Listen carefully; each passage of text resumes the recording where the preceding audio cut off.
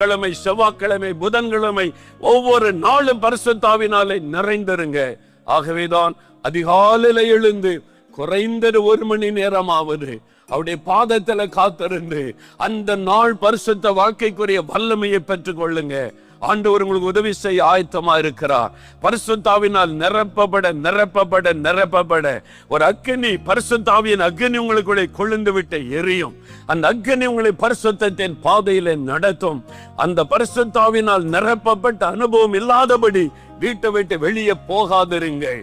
நீங்கள் வெளியே போவதற்கு முன்பாக அதிகாலையில தேவ சமூகத்துல காத்திருந்து அந்த வல்லமையினால தினந்தோறும் நிரப்பப்பட வேண்டியது அவசியம். 50 வருடமாய் இந்த ஊழிய பாதையில கர்த்தர் நடத்துகிறார். 50 வருடங்கள் ஆகிவிட்டது. இன்றைக்கும் நான் அதிகாலை எழுந்து முதலாவது எனக்காக ஜெபிக்கிறேன். தேசத்துக்காக ஜெபிக்கும் முன்பாய்